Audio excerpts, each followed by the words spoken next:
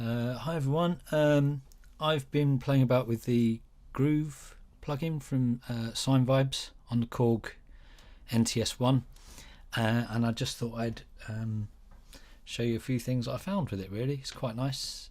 Well, actually no, it's very nice. Just the usual caveats in my videos: I live next to a train track and a building site, so you might hear some things in the background as we go, but I'll try and keep noise to a minimum. So yeah, the Sinevibes plugin, essentially it's a bass and drum kit module in one sort of in one piece of software, and it works obviously slightly differently depending on whether you're using it with the NTS-1, which is monophonic, or if you've got access to a Korg Minilogue XD, which is four note polyphonic, I think, or a Prologue, then you'll probably have access to more sounds. But as it is, we're only limited to one sound at a time. But it is kind of multi-timbral. It's a bit of an odd setup. But let's have a look, and maybe if I go through it and explain it as we go. So essentially, the way the plugin, my understanding so far, is that the plugin is split into zones. So very much in the way that if you have a drum kit mapped on your MIDI keyboard across the keyboard, you've got similar sorts of things. But with this, we've got a lowest zone, which is like a couple of octaves of a bass sound, which is, that's very low.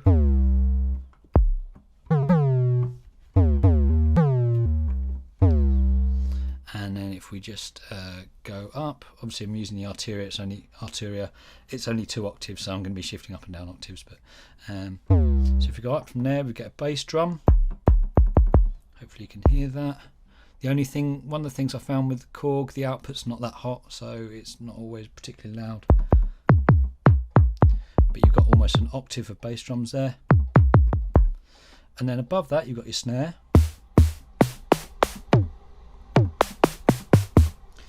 And higher than that you've got 4 toms. And then the 3 black notes up here are a closed hi-hat, an open hi-hat, and a sort of shaker. And each of these different sounds can be adapted, can be changed. So there are some presets within it. I'll show you how to go through that. I'm just getting the hang of it myself. So we'll go through and find some. So let's start with some of the bass noises. Now the interesting thing about the Groove plugin is that it has, within some of the presets, it has a probability, like a little probability setting, and it will decide whether it plays the note or not.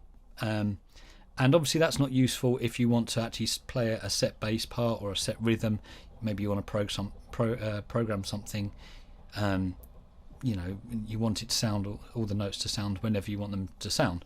But built into each preset is a non-probability version and a probability version, if that makes sense. It probably makes a bit more sense if I go through it. So let's have a look. I hold the oscillator down and I'm going to go to the bass sound, and we'll scroll through. I'm just going to use that hand so you can see it a bit more. So first you can see the numbers there, and these are the numbers of presets. So you can see there's 48, but the odd numbers just play notes normally, and the even number, you might see this,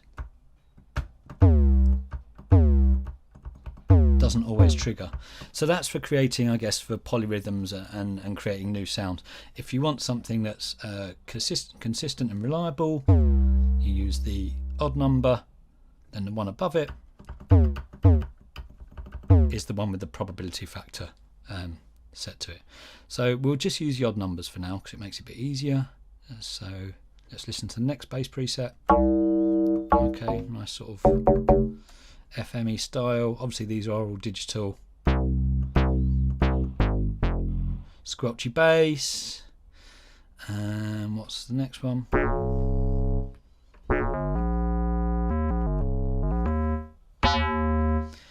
and so on. Yep. Sort of really hard metallic. Another quite solid bass sound. Yeah, really harsh, nice, distorted. I really like that one. Okay, let's stick with that one for a moment. Okay, now, as with all the other oscillators within the NTS-1, you can then use the, I think it's the shape, it's one of them, haven't quite got that.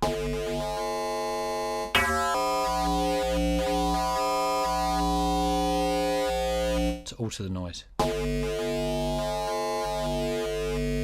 That's quite nice. Okay. Nothing's happening with the alt one there. Okay. And obviously you can apply a filter to it if you want. Add a bit of resonance. And you can apply the envelope generator as well. So add some release. So those controls work in the usual way. It's quite nice.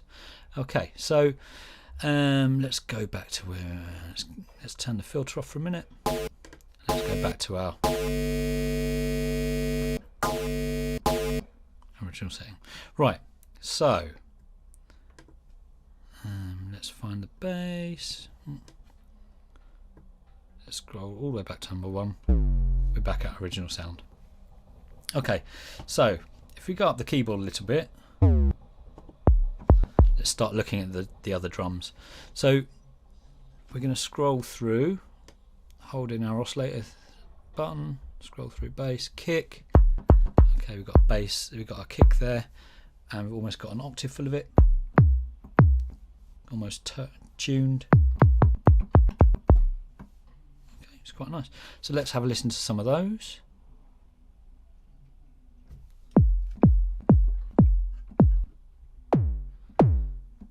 Really sort of high resonant, zappy style. Zappy but a bit faster. Okay. So there's some really interesting noise here. Some digital distortion there.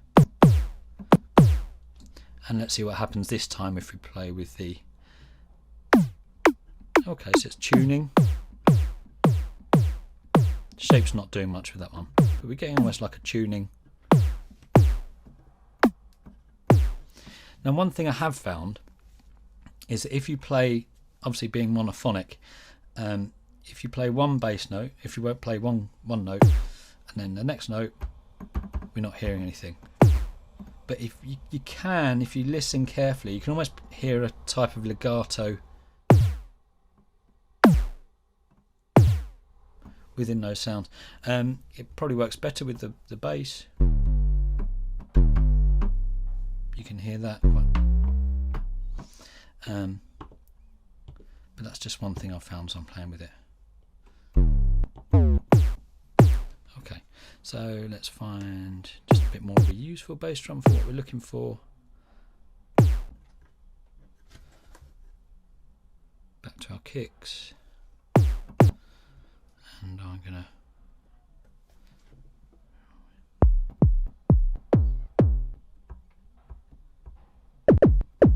let's go with that one, it's quite nice. Okay, we'll listen to the snares. We've got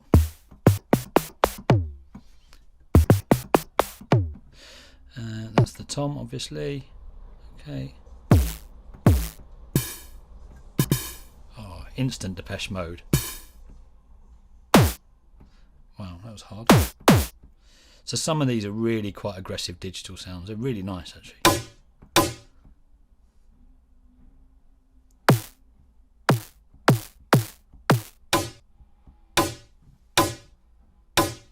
Just make sure I'm not clipping there.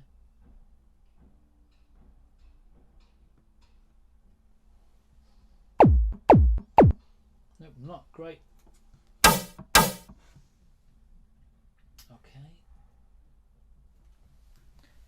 So let's go back to the one that I just liked just now. Okay, and again, the even numbers, the even number presets. Whenever you strike the key, it's on. Whenever you strike the key with the the odd number preset, when you hit the key, it always works. With the even number one,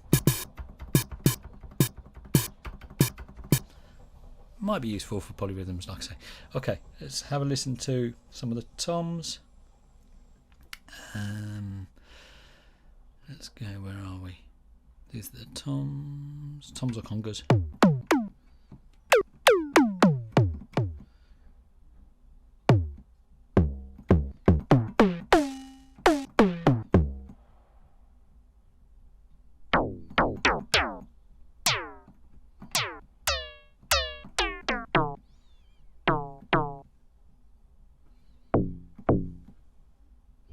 Okay, so we've got 12. Wow, 12 presets, that's 6 in all. Okay, they're quite nice. And then if we just finally we go to the hats. Again, with the legato thing that we found earlier, what I sometimes do is, what people might also do is they might have an open hi-hat and then use the closed hi-hat to choke it. If we're going to program that in your DAW this time, you might find that you have to leave a little gap between the two notes. It doesn't, or actually with this I think I've got the envelope generator. There we go, if we had a bit of release. Whereas if I strike the two together, overlapping, you don't get that same choke that you might get. Okay. Let's just quickly scroll through these. Oh, well, that's quite interesting. Accidentally hit the Alt. We get a tuning on the hi-hats. That's really nice.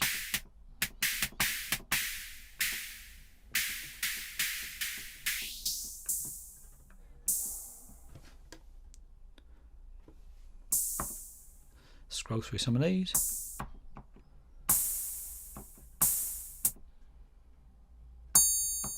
Oh, nice little triangle. It's lovely. What sort of bell like?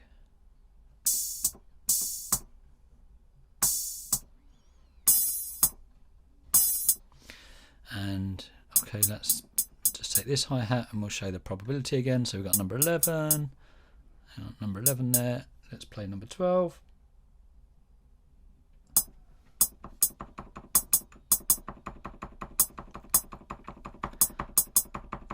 In fact, let's use the arpeggiator on here. So let's make a 16th note arpeggiator pattern just based on this note. So it's triggering 16 hi-hats. And let's check it on hold. We'll start with the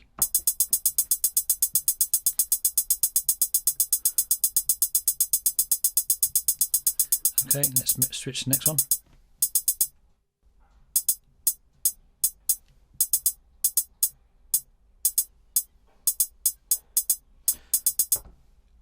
There you go. So that's how that works.